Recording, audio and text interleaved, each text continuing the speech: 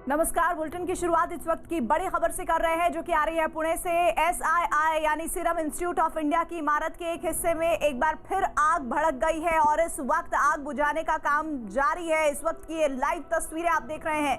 Vaccine बनाने की factory serum institute of India की इमारत में सबसे पहले आज दोपहर 2:30 बजे आग लगी थी।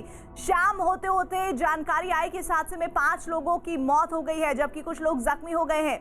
पुणे प्रशासन के मुताबिक आग बुझाने का काम लगभग पूरा हो चुका है, लेकिन अब खबर दोबारा आ रही है कि जिस इमारत में दोपहर को आग लगी थी उसी इमारत के एक और हिस्से में आग भड़क गई है।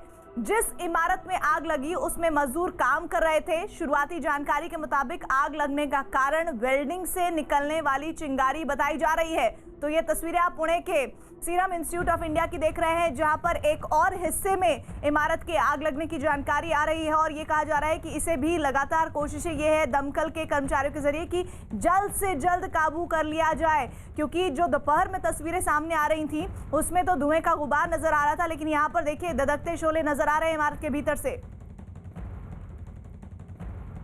और 2 तस्वीरें इस वक्त आपको दिखा रहे हैं जब सीरम इंस्टीट्यूट ऑफ इंडिया में आग भड़क उठी। दोपहर के वक्त टर्मिनल 1 के पास वाली इमारत में आग लगी और इस इमारत में मजदूर काम कर रहे थे।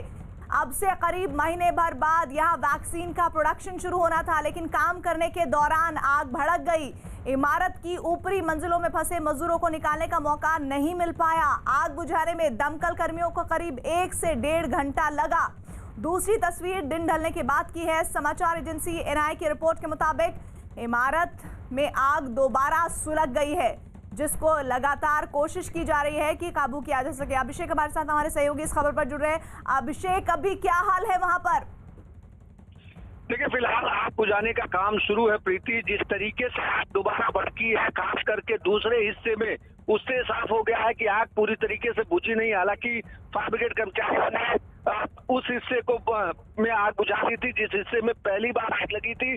हालांकि उसमें 5 लोगों की दुखद मौत हो गई, लेकिन दूसरे हिस्से में अब आग एक बार फिर भड़की है और फिर से फायर ब्रिगेड कर्मचारी उस हिस्से को आग बुझाने की कोशिश कर रहे हैं। प्राइमा फेसी जो रिपोर्ट आ रही है उसमें यह साफ हुआ है कि वहां पर एक यूनिट का इंस्टॉलेशन चल रहा था, जो वैक्सीन बनाने की यूनिट है, रोटा और विशिष्ट वैक्सीन, उस पर उसको बनाने का जो यूनिट लग रहा था उसका इंस्टॉलेशन का काम चल रहा था। उसमें वेल्डिंग के दौरान आग लगी है और उसके बाद हालांकि 5 साढ़े 5 बजे के आसपास फायर कर्मचारियों ने कहा कि आग बुझ गई है, जिसमें से 6ठे मंजिल के आसपास से 5 लोगों के शव निकाले गए, जिसमें 2 उत्तर प्रदेश के हैं, 1 बिहार के हैं और 2 महाराष्ट्र के लोग हैं। कि अब दूसरे हिस्से में आग लगी है और दूसरे हिस्से में आग बुझाने की कोशिशें जारी है।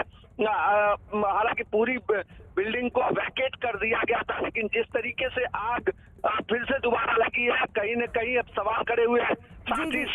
अभिषेक आप बने रहिए हमारे साथ। सीरम इंस्टीट्यूट हादसे पर प्रधानमंत्री मोदी ने भी ट्वीट कर दुख जताया है।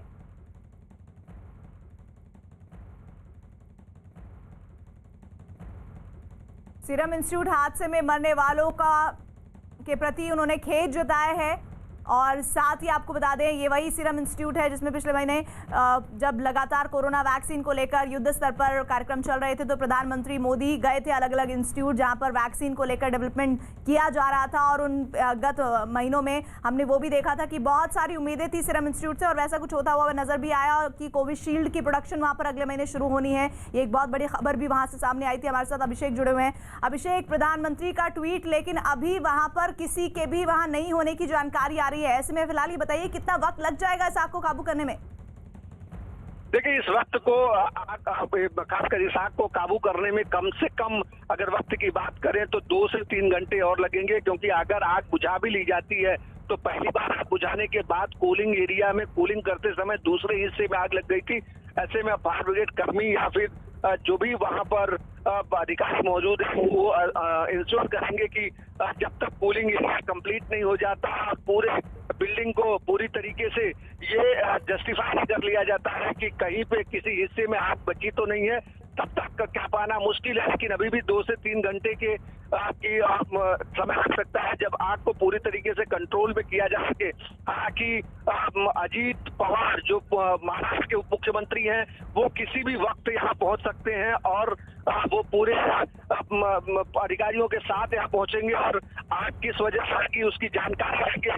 और साथ ही साथ आग की इस घटना के बाद मुख्यमंत्री उद्धव ठाकरे का 3 बजे सीरम इंस्टीट्यूट अभिषेक, आप लगातार इस खबर पर निगाह बनाकर रखिए, आगे हम आपके पास आएंगे। पुणे के